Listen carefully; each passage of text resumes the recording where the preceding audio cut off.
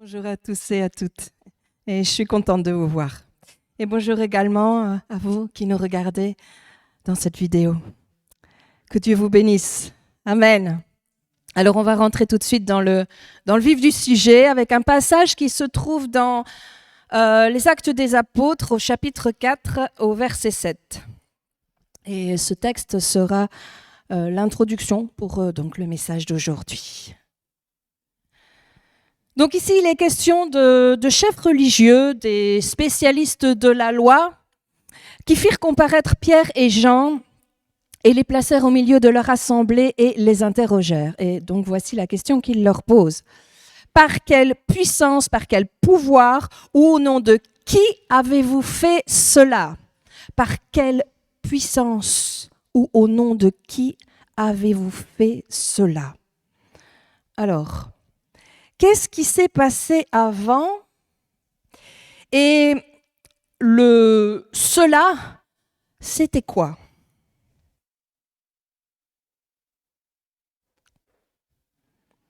Un miracle.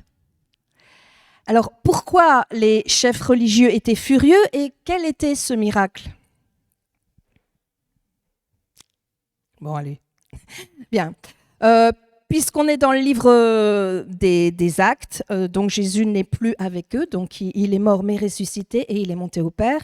Et donc Pierre et Jean, en allant au temple, ont rencontré un infirme, un boiteux, qui était installé à l'entrée de la cour du temple. Et cet infirme mendiait, et il ne pouvait pas marcher, et son infirmité était depuis sa naissance, donc depuis 40 ans, il est dit plus loin. Et on l'amène là tous les jours à l'endroit qu'on appelle donc la belle porte du temple, parce que en fait c'est un bon endroit pour mendier, c'est un bon spot, hein, y a beaucoup de passages. Et donc cet homme il est là toute la journée, à votre bon cœur messieurs, à votre bon cœur mesdames. Et Pierre et Jean arrivent. Et eux, ce ne sont pas des chefs religieux. Et ils n'ont aucun titre religieux. Et ils arrivent devant lui et, à la limite, devant sa demande, ils sont presque gênés. Parce qu'en plus, ils sont pauvres. Ils sont fauchés. Alors aujourd'hui, les mendiants, ils ne sont plus trop devant les portes des temples, hein, mais plutôt devant les supermarchés. Et si je veux faire une petite parenthèse, mais quelque part, je crois que c'est en rapport avec les derniers messages concernant notre attitude. Qu'est-ce que vous faites, vous, face à un mendiant devant votre supermarché ou ailleurs? Vous le fuyez? Ça vous dérange? Ça vous met mal à l'aise? Ou alors vous l'ignorez, ou vous avez une pensée de mépris. Oh, bah, il n'a qu'à travailler. Hein. Pourquoi êtes-vous mal à l'aise? Pierre et Jean, ils n'étaient pas mal à l'aise du tout. Hein. Ils étaient animés d'amour. Et nous aussi, nous devons être animés d'amour. Amen. Bah déjà, tout simplement, saluez-les. Dites-leur bonjour. Ils sont déjà tellement rejetés. Donnez-leur un peu de bienveillance. Ça va déjà changer leur journée, je vous le dis. Et ensuite, si vous avez une petite pièce, bah donnez, ça ne va pas vous tuer. Hein. Et si vous n'avez pas de monnaie, ben dites-le simplement, hein, pas la peine d'aboyer. Hein. J'ai pas d'argent, j'ai pas de monnaie. Non, mais désolé, mais j'ai vraiment pas de monnaie. J'ai juste ma carte bancaire. Et bien souvent, c'est vrai. Alors oui, dans l'histoire, Pierre et Jean ont guéri cet homme au nom de Jésus. Mais si nous pouvions déjà bénir ces personnes. Bonjour, j'ai pas de monnaie, mais que Dieu te bénisse. Amen. Avec une véritable intention d'amour. Bon, je ferme la parenthèse ici. Et j'en reviens à mon histoire qu'on va d'ailleurs lire dans Actes 3. dans la version Semeur, du verset 1 à 8.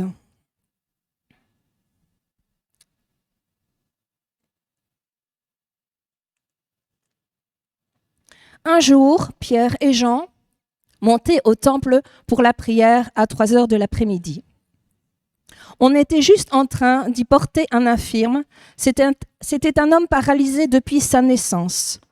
On l'installait tous les jours à l'entrée de la cour du temple, près de la porte appelée la Belle Porte, pour qu'il puisse demander l'aumône à ceux qui se rendaient au sanctuaire. Verset 3. Quand il vit Pierre et Jean qui allaient pénétrer dans la cour du temple, il leur demanda l'aumône. Les 2 apôtres fixèrent les yeux sur lui. « Regarde-nous » lui dit Pierre. L'infirme le regarda attentivement. Il pensait qu'il allait recevoir d'eux quelque chose. Mais Pierre lui dit « Je n'ai ni argent, ni or, mais ce que j'ai, je te le donne. Au nom de Jésus-Christ de Nazareth, lève-toi et marche. » Et en même temps, il le prit par la main droite et le fit lever. Aussitôt, ses pieds et ses chevilles se raffermirent. D'un saut, il fut debout et se mit à marcher. Il entra avec eux dans la cour du temple. Il marchait, il sautait de joie et louait Dieu. Amen. C'est extraordinaire, hein? Oh, quelle belle histoire. Donc, Pierre et Jean n'avaient rien à donner. Ils n'avaient rien dans leur poche et ils lui disent on est désolé, regarde-moi dans les yeux, je n'ai ni argent ni or, rien du tout, mais ce que j'ai, je te le donne. Et au nom de Jésus-Christ de Nazareth, lève-toi et marche. Waouh, c'est chaud quand même. Et il l'a pris par la main et le fait lever. Et à l'instant même, ses pieds, ses chevilles deviennent fermes. Et cet homme, en un saut, se mit debout et s'est mis à marcher. Et il est même entré avec eux dans le temple en marchant, en sautant et en louant Dieu. Moi, waouh, j'aurais voulu être là pour voir. C'est fou quand même. Et tout ça parce qu'un nom a été prononcé. Est-ce que c'est une formule magique? Qu'est-ce qui se passe quand Pierre et Jean disent « Au nom de Jésus-Christ, lève-toi et marche » et que du coup, ses chevilles se remènent droites? Qu'est-ce que ce nom-là? Alors, ce dont je vais parler ce matin, et je pense qu'au travers de toute la louange, vous avez compris, c'est la puissance du nom de Jésus. Pourquoi la puissance de ce nom? Eh bien, parce que nous avons la possibilité, oui, aujourd'hui, de faire la même chose. Ah non, Agathe, je l'ai déjà fait, j'ai essayé ça, ça marche pas. Quand j'ai prié, j'ai essayé toutes les formules, le « au nom de Jésus ». J'ai essayé la version autorité, « au nom de Jésus ». J'ai essayé les versions « au nom de Jésus ». J'ai essayé la version longue, « au nom de Jésus, au nom de Jésus, au nom de Jésus ». Ça marche pas non plus. Pourquoi eux, du premier coup, au nom de Jésus, lève-toi et marche, ça marche. Enfin, non, pas ça marche, il marche. Qu'y a-t-il de plus spécial dans le nom de Jésus qui fait que quelqu'un qui est paralysé depuis 40 ans peut se mettre à marcher? C'est la question. Alors, je voudrais aborder 2 choses avec vous. L'original et la contrefaçon, ou l'authentique et l'imitation, le plagiat. Et aujourd'hui, on voit beaucoup ça. Hein. Il y a des pays qui sont des champions pour la confection de vêtements, de sacs et tout ça contrefait. Et de loin, ça passe, ça se voit pas, Mais de près, quand vous regardez les détails, les finitions, et aussi dans le temps, sur la durée, vous verrez la différence entre la contrefaçon, l'original, l'authentique.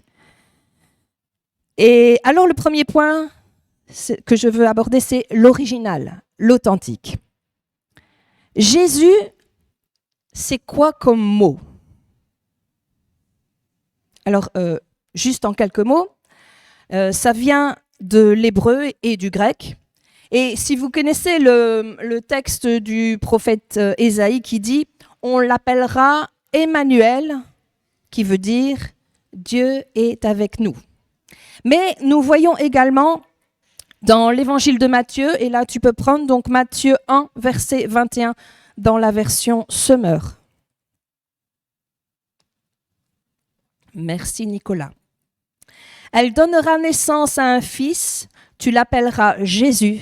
C'est lui en effet qui sauvera son peuple de ses péchés.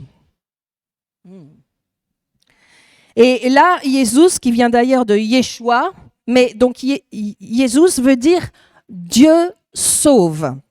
Donc en fait, lorsque vous prononcez le nom de Jésus, il y a deux réalités. Dieu vous sauve, c'est-à-dire qu'il est extérieur et qu'il vous sauve, mais il y a aussi Emmanuel. Il est parmi nous, il est accessible. Alors, je vais vous montrer une image pour que vous compreniez un peu le mot. La 0. Alors, donc, regardez ce mot, c'est le mot onoma en grec. Et onoma, c'est le mot grec pour dire non. Pas la négation, le mot non. Ce qui a d'ailleurs donné le mot onomatopée. Donc en grec, onoma, c'est comme ça qu'on dit non. Mais dans notre culture, vous voyez, c'est quoi votre nom à vous? C'est Agathe, c'est Christian, c'est Christine, c'est Yves, je ne vais pas faire tous les noms. Notre nom, il y a des lettres et quelque part, et puis c'est tout. Eh bien, en grec et même en hébreu, c'est beaucoup plus que ça. Et onoma, ce ne sont pas les lettres du nom. Le nom est utilisé pour onoma pour tout ce qu'il recouvre, tout ce qui est pensé ou ressenti quand il est amené à l'esprit par sa mention, en entendant ce nom, ok? Donc, quand on dit le nom en grec, onoma, ce sont les qualités de la personne. C'est la manière d'être de la personne. Ce sont les valeurs de la personne. Alors, pour illustrer cela, je vais vous montrer un verset donc dans Matthieu, mais c'est l'image 1. Comme ça, on voit bien le mot. C'est dans Matthieu 10, 41, mais ok.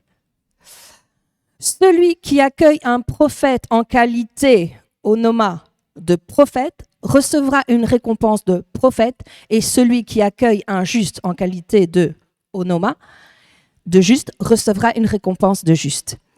Et donc, onoma, c'est bien la qualité en fait. Et pourtant, on dit celui qui accueille un prophète en nom de prophète. Est-ce que vous comprenez l'idée? Celui qui accueille Jésus en tant que qualité de Jésus. Parce que sinon, vous risquez de tomber dans une espèce de superstition en disant « Ah, j'ai prononcé le mot magique ». Et c'est pour ça que certains, ils ont même des icônes, des représentations, des dessins de Jésus, et ils pensent que c'est dans le mot ou la figuration, le dessin, qu'est la puissance. Non, non. C'est ni dans le mot, ni dans la représentation qu'est la puissance. La puissance, elle est dans la qualité de la personne que vous appelez. Donc, regardons ce que cela donne, donc onoma en qualité de. Quand vous croyez dans les qualités de Jésus, vous croyez dans quelle qualité? Nous voyons dans l'évangile de Jean, mais c'est l'image 2, si tu veux bien. Il est venu chez lui et les siens ne l'ont pas accueilli. Certains, pourtant, l'ont accueilli. Ils ont cru en lui. À tous ceux qui croient en son nom, onoma, en sa qualité, il a accordé le pouvoir de devenir enfant de Dieu. Lorsque tu crois en Jésus, non pas ah c'est bon, j'ai appris ce mot par cœur, hein, non, mais lorsque tu acceptes que Jésus est Seigneur, c'est que tu le reçois en sa qualité de Seigneur. Il fait de toi un enfant de Dieu. Et pour terminer, on va prendre l'image 3, c'est dans l'évangile de Jean, et ça conclut en disant « Mais ce qui s'y trouve a été écrit pour que vous croyiez que Jésus est le Christ, le Fils de Dieu, et qu'en croyant, vous possédiez la vie en son nom. » Onoma. Et c'est pour ça que lorsque tu crois, ça développe une puissance. Amen. On va prendre un passage dans Luc 9, verset 1, dans la version Summer.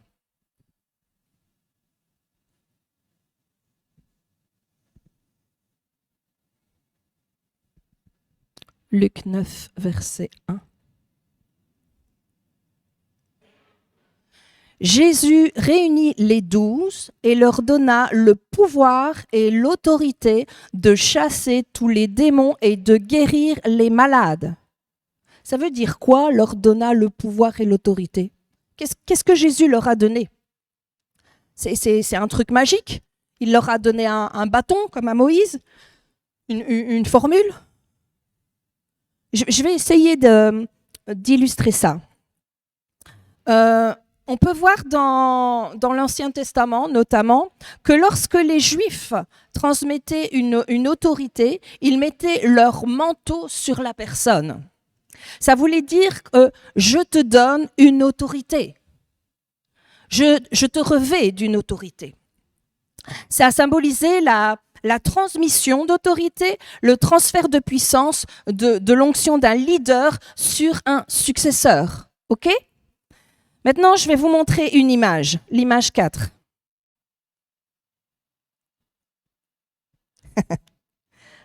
Alors, regardez, ceux-là, quand vous les voyez, qu'est-ce que vous faites? Vous ralentissez ou pas? Hein? Pourquoi vous ralentissez? Parce que vous vous dites, ces bonhommes-là, ils ont l'autorité.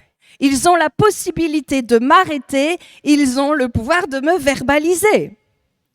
Eh bien, c'est exactement ce que Jésus a fait.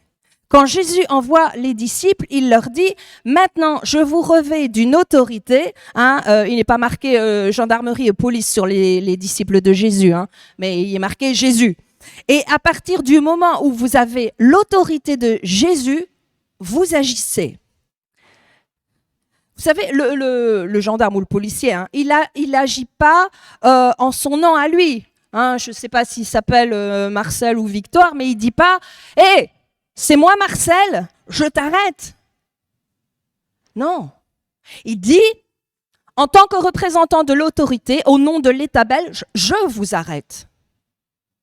Et c'est parce qu'il y a derrière lui l'autorité d'une force puissante que n'importe quel policier ou gendarme peut arrêter. Même si tu es une petite bonne femme d'1,50 m et de 45 kilos, tu peux arrêter n'importe quel véhicule, même si c'est un camion de plusieurs tonnes. On a déjà fait l'illustration de ça, on en a déjà parlé.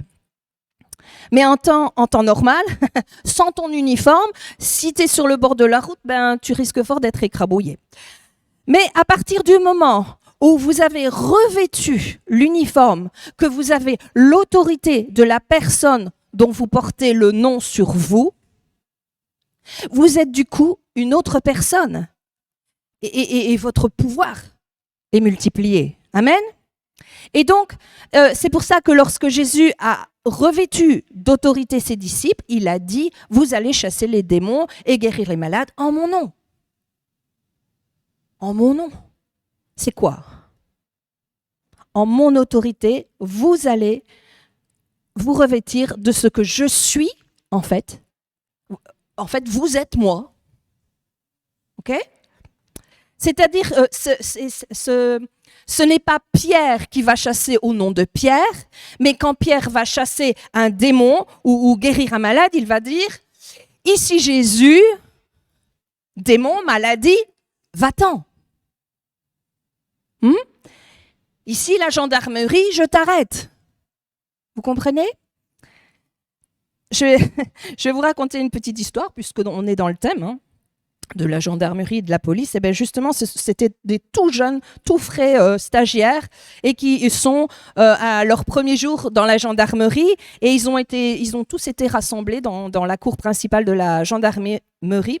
Et le grand patron, le principal, leur dit « Vous êtes stagiaires, je le sais.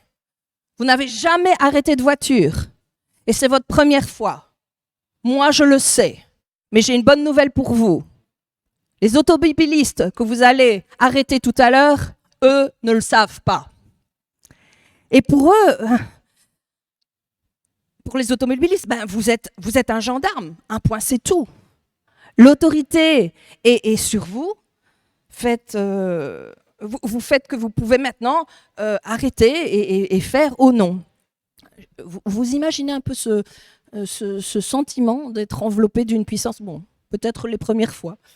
Et c'est-à-dire, donc, j'ai une autorité sur moi qui me permet de faire des choses qu'à titre personnel, je ne pourrais pas faire. Et d'ailleurs, c'est ce qui se passe donc tu peux mettre l'image 5, dans Luc 10, verset 17. Mais c'est, voilà. Quand les 72 disciples revinrent, ils étaient pleins de joie et disant « Seigneur, ça marche !» Seigneur, même les démons se soumettent à nous quand nous leur donnons des ordres en ton nom, ô Noma. Et regardez ce que... On revient donc dans Summer, acte 3, verset 12.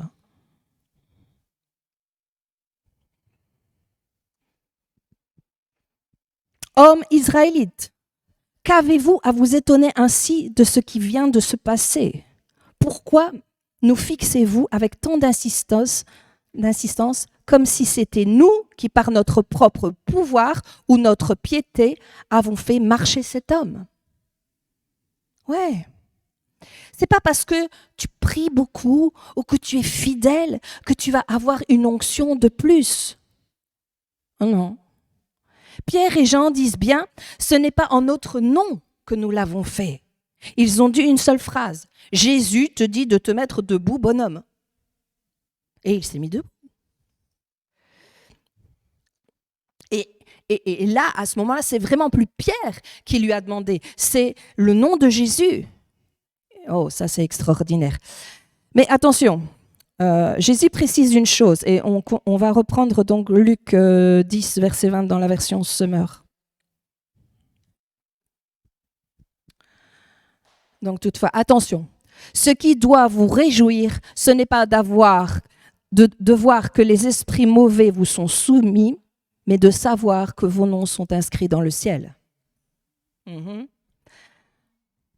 Alors, petite remarque, c'est clair que le plus important pour vous, avant de faire des miracles, c'est d'avoir accepté l'autorité de Jésus dans votre vie à vous. Et là, je parle de l'autorité intérieure, celle qui ne se voit pas en fait, parce que ça ne se revêt pas à l'intérieur. Mais on parle d'être à l'intérieur habité par Christ. Quand vous avez accepté Jésus comme votre Seigneur, vous savez, Dieu est plus intéressé par ce qu'il fait en toi que ce qu'il va faire au travers de toi. Amen. Mais ce n'est pas une raison en tant que chrétien de se dire ok, impeccable, mon nom est inscrit dans le livre de vie, mais comme j'ai pas trop envie de prendre des risques à aller chasser les démons, à prier pour les malades, et puis si ça marche pas, non, mes amis, quel dommage. Et trop souvent, en fait, on est des agents secrets qui restent tout le temps en secret et qui font jamais rien. On est planqué. C'est dommage, parce qu'on n'a pas l'autorité de celui qui nous a envoyés. Bien. Maintenant, nous allons voir le deuxième point. Donc, le premier point, c'était l'original, l'authentique. Et le deuxième point, donc, c'est la contrefaçon, l'imitation. C'est l'autre extrême. Alors, les contrefaçons, c'est ceux qui se revendiquent à l'extérieur. C'est-à-dire qu'ils mettent le manteau extérieur de l'autorité, mais qui à l'intérieur n'ont pas Jésus. Alors j'ai une question. Est-ce que si vous êtes en situation de péché, par exemple vous êtes violent, vous trompez votre conjoint, vous mentez, vous êtes dans une addiction, est-ce que si vous priez au nom de Jésus, en prenant vraiment autorité au nom de Jésus, est-ce que le miracle peut se produire? Oui ou non? Oui. La réponse est oui, ça marche. Et ça, c'est très troublant. C'est la notion de contrefaçon. Et regardez d'ailleurs ce que Jésus dit dans Matthieu 7, mais c'est l'image 6. Plusieurs me diront en ce jour-là, « Seigneur, Seigneur, n'avons-nous pas prophétisé par ton nom, Onoma? N'avons-nous pas chassé des démons par ton nom ?» Oui, image 7, Onoma. « Et n'avons-nous pas fait beaucoup de miracles par ton nom ?» Je leur déclare alors, « Je ne vous ai jamais connus, allez-vous-en, vous pratiquez le mal. » Ouais. Et ceci, c'est très troublant. Ils ont fait des miracles, oui ou non? Oui. Est-ce que la puissance a été manifestée? Oui. Est-ce que les gens ont été guéris? Oui. Quand ils imposent les mains, est-ce que ça marche? Oui. Mais est-ce qu'ils avaient Jésus à l'intérieur? Non. Tout ce qui ressemble à Jésus et qui agit avec l'autorité de Jésus n'a pas forcément Jésus à l'intérieur. Vous savez qu'il est dit que, justement, dans les derniers temps, il y en aurait plein qui viendraient et qui feraient des miracles et qui diront que Christ est là. Attention, ne les suivez pas. Je vais vous montrer une petite vidéo et vous allez comprendre l'idée. C'est la vidéo 1, radar. Et ce n'est pas parce que vous avez une tête de radar que vous êtes un radar.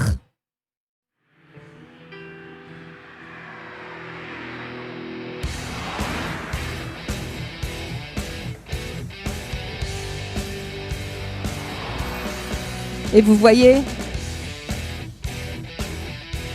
ils ralentissent, hein, ça marche. C'est une contrefaçon de radar.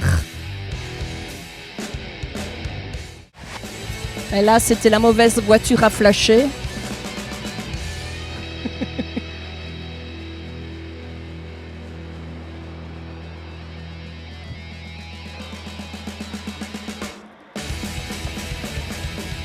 Bref, vous avez compris l'idée.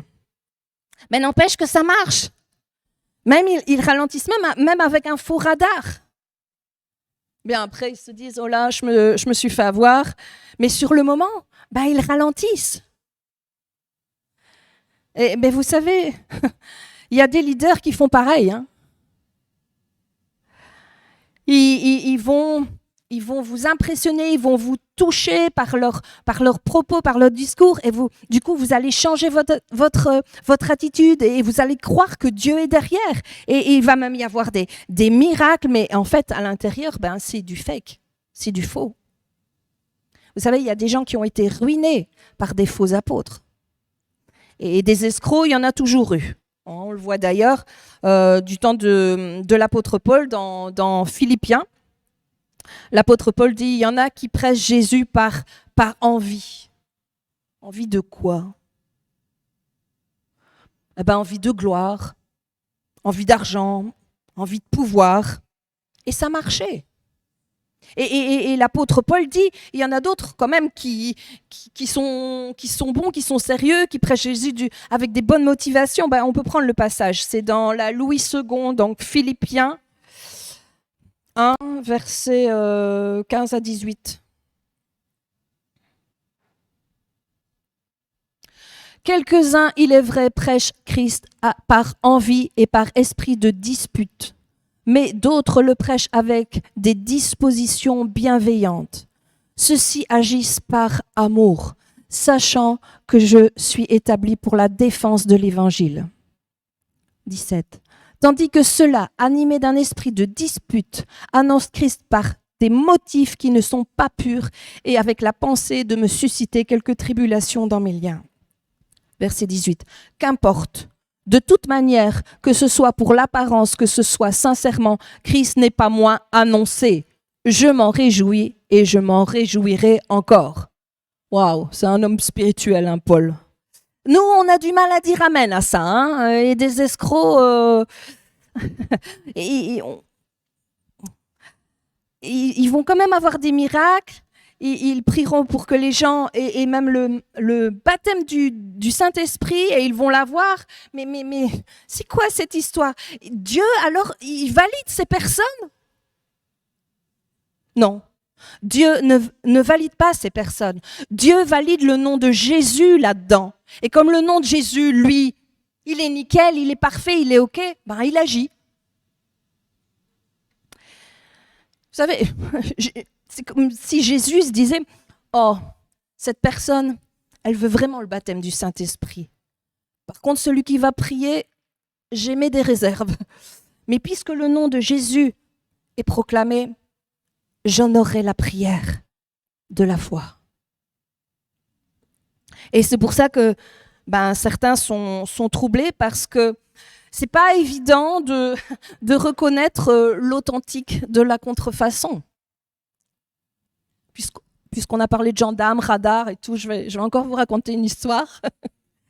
Et ce sont deux jeunes gendarmes qui sont fraîchement gendarmes et qui fêtent un peu ça, qui fêtent leur promotion et qui boivent un peu. Et donc, du coup, ils sont un peu éméchés. Et vu leur état, ils se donnent un petit défi, tous les deux. Ils disent « Ah, on va faire un contrôle routier et on va faire une bonne blague. Et tous ceux qu'on arrêtera, on va leur demander c'est soit une amende, soit on vous tire l'oreille. » Un peu pour rire. Et donc, ils arrêtent. Et là, une première voiture. Et la première voiture qu'ils arrêtent, c'est un petit couple qui ont une soixantaine d'années. Et un des deux, il dit « Regarde-moi. » Alors, bonjour papy, bonjour mamie. Bon, déjà là, le couple, il apprécie pas trop. T'es en infraction, papy. Mais bon, moi, je vais pas vous faire le gars un peu éméché, hein, mais il a bien... Bon. Et la personne répond « Ah bon, et qu'est-ce que j'ai fait ?»« T'es en infraction, papy. Une infraction, c'est un PV où je te tire l'oreille. Qu'est-ce que tu choisis ?» Et il se marre du coin de l'œil avec son collègue. Et le monsieur répond « Tirez-moi l'oreille alors. » « Eh ben, papy, c'est pas bien, papy. » Et les deux, ils sont éclatés, morts de rire, en plus qu'ils ont bu.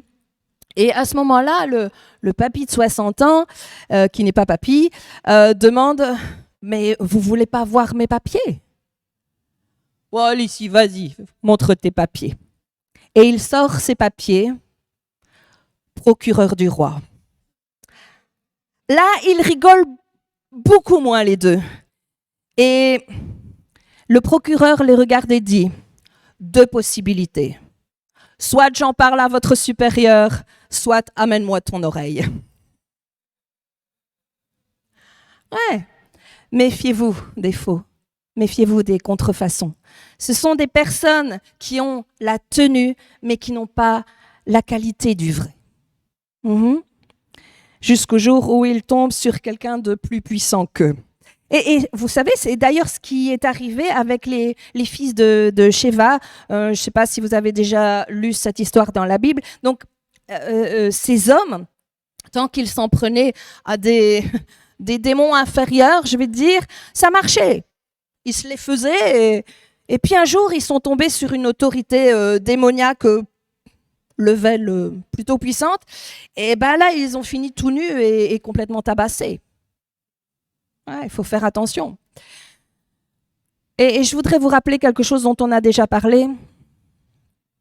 C'est que lorsque nous prions, nous disons « Je te prie, Seigneur Jésus, de faire, de guérir ». C'est pas que c'est pas bon comme formulation, mais c'est pas tout à fait ce que Jésus disait. Bon, heureusement, Dieu est bon et il reçoit la prière quand même. Mais il est dit, lorsque vous priez, dites notre Père. Donc, vous vous adressez au Père. Hein, et vous adressez au Père des prières au nom de Jésus, en nom de Jésus.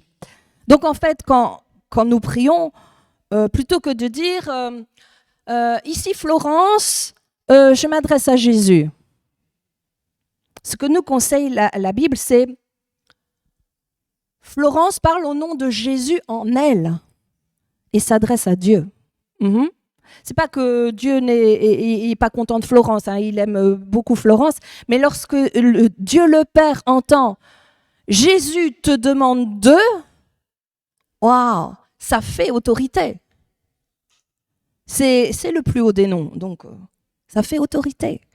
Et c'est pour cela que même quelqu'un qui est des fois en contrefaçon, c'est-à-dire qui n'est pas clean dans son cœur, mais qu'il agit en utilisant le nom de Jésus et en respectant l'autorité de Jésus, ben Dieu exauce. Il exauce dans des situations très, très bizarres, oui. Dieu a des façons incroyables d'exaucer dans les prières. Et petite histoire, et je pense qu'il y en a qui la connaissent, et c'est une dame âgée, une petite mamie qui est en difficulté financière, qui a du mal, mais elle prie, elle aime Dieu, elle adore, et elle prie très fort, elle loue Dieu à haute voix dans son appartement qui est vraisemblablement pas bien isolé, et cette mamie, elle le loue et elle le prie tout le temps, au point où son voisin, qui est athée, il y en a marre, et elle prie « Oh mon Père dans le ciel, donne-moi aujourd'hui mon pain quotidien, et comme pain quotidien, je veux ça, ça, ça, ça et ça. » Et le voisin, il en a marre, il l'entend tout le temps. Et elle recommence « Seigneur, donne-moi mon pain de ce jour, et j'ai besoin, et de ça, et de ça. » Et en fait, elle fait sa liste, hein, la mamie. Et le voisin qui est athée, donc, ça le gonfle tellement, il se dit, attends, je vais t'avoir. Et du coup, il a tout entendu, il a pris note de la liste, et il s'en va, il va faire les courses, et il achète toute la liste de prières de la mamie. Il met tout dans un panier, et il le dépose devant la porte de la mamie, il sonne, et il se met un petit peu sur le côté. Et la mamie, elle ouvre la porte, elle voit le panier, et elle regarde ce qu'il y a dedans, et du coup, elle se met à louer Dieu, et puis là, le voisin, il surgit, et il lui dit... non, c'est pas ton Dieu qui t'a donné ça, c'est moi qui ai fait les courses. Et la mamie, elle le regarde et elle dit, oh là là, mon Dieu, il est trop...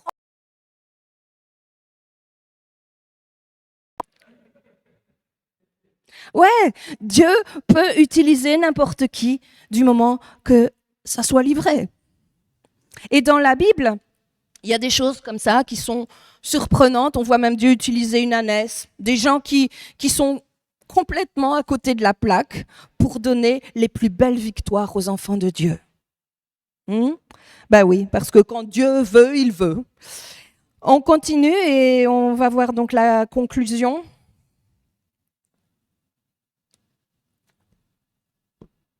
Alors, que ferez-vous de ce nom ? Que ferez-vous de ce nom ? Et déjà, est-ce que à l'intérieur, il y a Christ. Parce que ce serait quand même bien dommage que tu sois capable de faire des miracles, mais si tu es en contrefaçon, c'est triste. Donc la première chose, est-ce que tu as changé, toi, de nom? D'ailleurs, c'est quoi ton nom?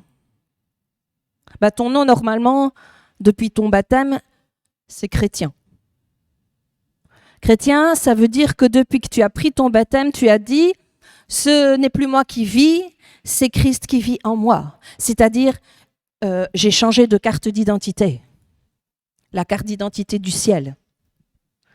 Comment on fait pour être appelé enfant de Dieu et pouvoir avoir le nom de chrétien, la nationalité de chrétien? Regardez ce que dit Pierre. Image 8, Nicolas. C'est dans Acte 2, verset 38.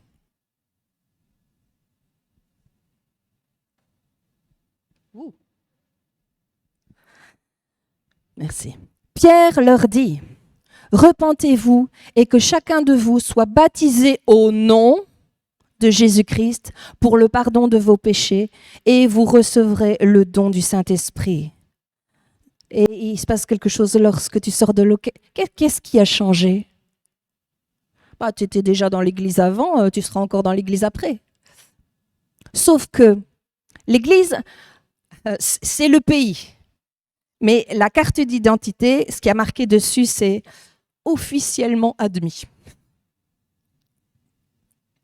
Tu as prononcé, tu as publié que Jésus-Christ est à l'intérieur. Il était déjà, mais là, c'est officiel. Et c'est marqué sur l'extérieur aussi. C'est pour ça qu'on prend le baptême. C'est pour... Et, mes amis, cette carte d'identité, elle nous est offerte. Elle est offerte. Il n'y a rien à payer. Tout a été payé par Jésus. Tu dis juste, voici. Quand je prends cet engagement, je veux juste officialiser mon état de chrétien, mon état de chrétienne. Mais alors pourquoi des fois, alors que je suis chrétien, que j'utilise toutes les formules dans tous les sens du au nom de Jésus, tout en ayant compris que le nom, c'est vraiment les qualités, mais que ça ne marche pas. Si, je sais que ça se passe. Et je sais que certains, vous n'osez même plus prier au nom de Jésus. Et lorsque, à la limite, vous voyez un malade, vous espérez bien qu'il y en aura un autre qui priera pour lui. Et vous dites, moi, ça ne marche pas. Quand je prie au nom de Jésus, ça ne marche pas. Mais mes amis, la règle d'or, et retenez, c'est être un. Être un. Je vais vous faire une petite illustration. Et mettez-la de façon positive. Au bout de mon jardin, donc ça jouxte une prairie à vaches, et c'est séparé par une clôture, et ça m'a fait repenser. Pour l'avoir expérimenté jeune avec mon frère, mon frère très bienveillant, a pris ma main et avec son autre main, il a empoigné la clôture. J'ai pu ressentir très désagréablement les effets du courant, la puissance du courant. C'est un peu pareil, mais de façon positive et favorable, ce que je veux dire. Donc Pierre et Jean ont été comme des fils conducteurs du miracle de la puissance de Dieu. L'infirme, il ne pouvait pas marcher. Mais lorsqu'ils disent « Au nom de Jésus, lève-toi et marche », c'est comme si, et ils l'ont saisi, c'est comme si la qualité de Jésus en Pierre fait que c'est comme là, et c'est comme s'il avait été lui-même touché par Jésus lui-même. Et comme il est touché par Jésus, et que Jésus est connecté avec le ciel, il prend la décharge. Il prend la décharge de puissance et il se met debout et il se met à marcher, et à danser et à louer Dieu. Parce que tout d'un coup, il a reçu cette force, cette puissance où le ciel et la terre sont alignés. Des fois, on demande, mais on ne reçoit pas. Et Jacques nous dit, mais c'est parce que vous demandez mal ou pour des mauvais motifs, etc. Mais je crois que ça doit être très, très frustrant pour Dieu d'entendre toutes ces prières qui servent à rien. Alors, soyons alignés avec la volonté de Dieu. Je crois que Dieu se dit, est-ce que je vais trouver quelqu'un selon mon cœur qui va s'aligner avec ce que je veux et me donner la possibilité d'ouvrir le ciel et que ma puissance vienne sur la terre. Et on va prendre un dernier texte dans Jean 15. Il y aura plusieurs versets dans la Louis II 21. On va commencer donc avec le 5. Je suis le cep, vous êtes les sarments, c'est-à-dire la même sève coule en vous. Celui qui demeure en moi et en qui je demeure porte beaucoup de fruits, car sans moi, vous ne pouvez rien faire. Verset 7. Si vous demeurez en moi et que mes paroles demeurent en vous, vous demanderez ce que vous voudrez et cela vous sera accordé. Quoi? Tout et n'importe quoi? Non. Verset 9. Tout comme le Père m'a aimé, moi aussi je vous ai aimé. Demeurez dans mon amour. Verset 12. Voici mon commandement. Il n'y en a pas 10, 20 ou 30. Mon commandement, aimez-vous les uns les autres comme je vous ai aimé. 13. Il n'y a pas de plus grand amour que de donner votre vie pour vos amis. Et on va finir avec le verset 16. Alors, ce que vous demanderez au Père, en mon nom, il vous le donnera. Ce que je vous commande, c'est de vous aimer les uns les autres. Et je voudrais dire, voici la synthèse de tout ce que j'ai dit. Faites-le avec amour. C'est l'amour qui est la clé de la puissance de Dieu. Notre cœur, notre pensée doit être Seigneur, cette personne a besoin de toi. Moi, je veux juste être un conducteur. Je veux que Jésus soit glorifié au travers de moi. Je vais juste me revêtir de l'autorité de Jésus et dire à cette personne, ce n'est plus Agathe, mais c'est Jésus qui te dit, lève-toi et marche. Amen. Vous êtes prêts? Prêt à quoi, Agathe? Oui, mes amis, parce que c'est vous qui allez devoir. Parce que c'est vous tous qui avez accepté le nom de Jésus. Vous êtes un transmetteur, le câble conducteur de la puissance de Dieu. Oui, vous en avez la possibilité. Et Jésus, il n'a pas dit aux disciples, bon, allez, venez encore ici, je vais encore prier pour vous, vous en avez encore besoin, je vais vous remettre une dose. Non, Jésus a dit, allez partout, par tout le monde, chassez les démons en mon nom, faites des miracles en mon nom, allez-y, testez. Oui, mais Seigneur, moi, je suis juste un chrétien stagiaire. Non, tu as l'autorité, vas-y, fonce. Et si tu pries pour les gens, ne prie pas en ton nom. Pose-toi la question, est-ce que je le fais par amour? Est-ce que tu le fais pour donner toute la gloire à Jésus? Si c'est oui, vas-y, fonce. Soyez des disciples et que le ciel s'ouvre. Qu'il y ait des miracles, qu'il y ait des guérisons. Parce que, comme il est dit, 2 ou 3 prient lorsque le nom de Jésus est honoré, ou même quand tu es tout seul, quand tu es dans ta chambre, si tu pries au nom de Jésus, tu as l'autorité. Soyez un. Je vais vous montrer une vidéo qui m'a beaucoup touchée. Vous pouvez préparer vos mouchoirs. Et l'Église a été un. Tu peux lancer la vidéo numéro 2. C'est en espagnol, mais c'est sous-titré, approximatif, mais vous allez comprendre de toute façon.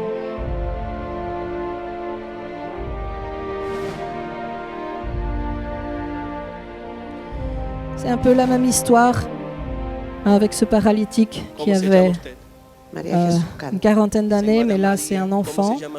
Jordano Paz, ¿Cuántos años tiene? 8 años. 8 años.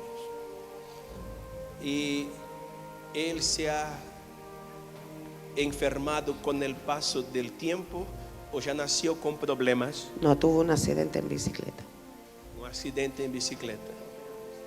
¿Cómo es? Fue operado del cerebro. Fue operado del cerebro. Desde entonces él está dependiendo, necesitando Il a entre 8 et 10 ans. ¿de qué? De la silla. De la silla. ¿Cómo me dijo que se llamaba? Jordano Paz. Jordan, esta cicatriz que traes en tu cabeza fue que te operaron. Sí. Puedes voltear un poquito tu cabecita para allá. Aquí está la señal de la operación. Voltea para acá, Jordan, un poquito así. Donc cet enfant a eu un accident en vélo. Toda esta iglesia, aquí son más de 1000 manos. Il a été se van a opéré extender para ti. au niveau de la tête. Señora, bendeciremos a Jordan. Et aujourd'hui, y a il y a usted y a la les familia. stigmates de ces opérations. Jordan no nació en una silla. No. Y no se va a morir en una silla y no va a pasar su vida en una silla. Porque el mismo poder que Donc, il resucitó montre a la Lázaro de la cicatrice à tumba, l'assemblée. cuando Jesús dijo, Lázaro, ven para afuera, y Lázaro muerto resucitó, es el poder que va a levantar a Jordan de esta silla hoy. Amén. Toute l'Église. La iglesia extienda las manos para acá. Il y a 1000 mains. Diga, poder de Dios. Entra en Jordan y levántalo. Recupéralo. Poder del Espíritu Santo. Haz el milagro aquí. Ahora. Gracias te doy, Padre, porque estás en medio de nosotros. Tu poder es real y está aquí. Amén.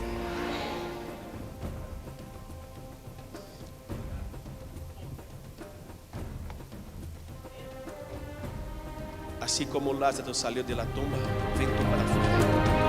Ven tú para afuera. Ven.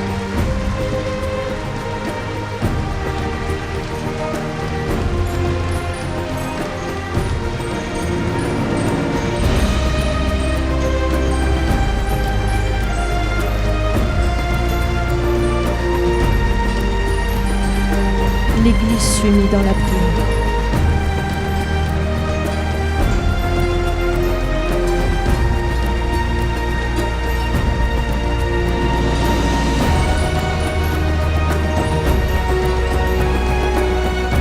Dios está aquí. El poder de Dios está aquí.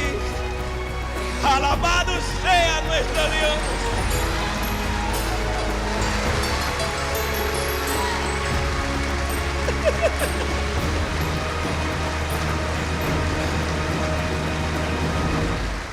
Sean benditos. Bendita sea toda la familia.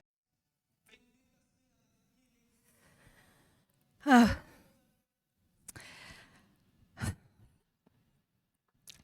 Moi, ça me touche. Je crois que c'est la 4e fois que je la vois. Jésus-Christ est le même aujourd'hui et éternellement. Amen. Et vous savez pourquoi vous les voyez moins, ces choses-là? Parce que vous avez peur de les voir. Parce que vous croyez que vous allez devoir faire ou qu'il vous faudra plus de spiritualité pour pouvoir le voir, pour pouvoir le faire. C'est faux. Même des escrocs peuvent faire des miracles au nom de Jésus.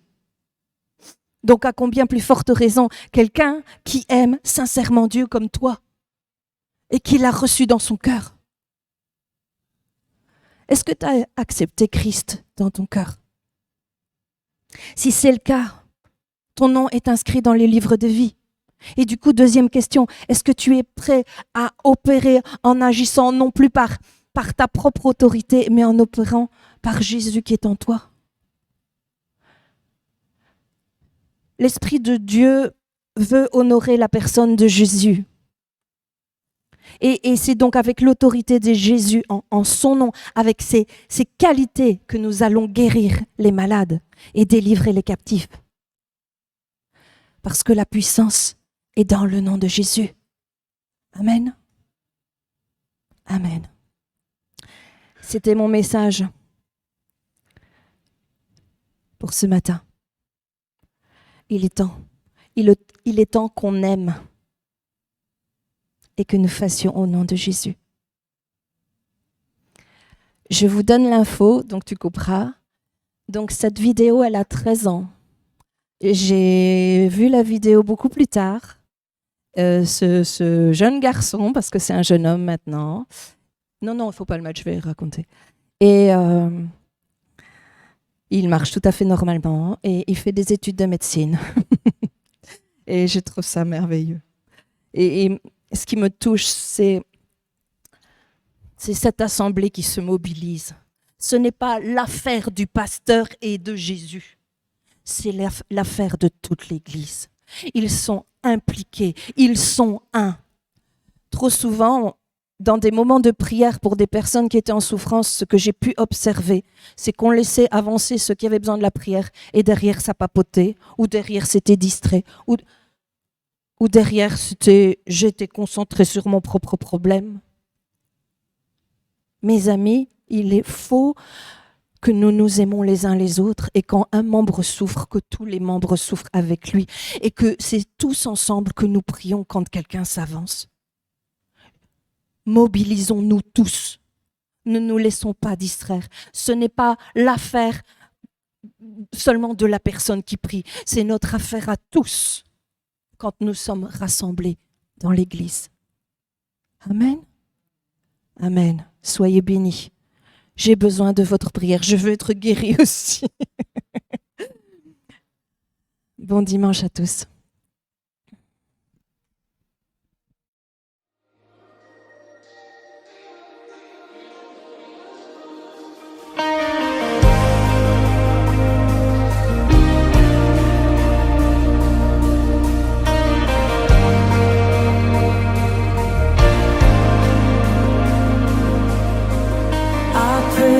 Into the atmosphere, Spirit of God, you're here. You have all authority. I pray over my heart and mind. I am healed by your stripes. Your blood declares that I am free. In the mighty name of Jesus, Jesus.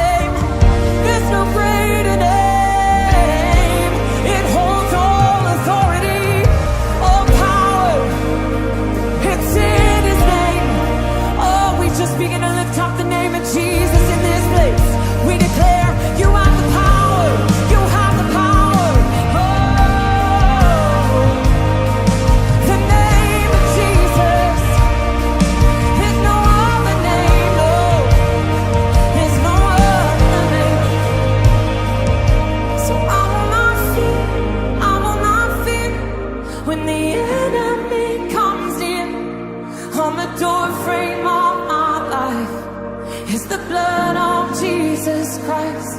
I will not fear, I will not fear. There's an army of angels here. I'm protected on all sides by the blood of Jesus.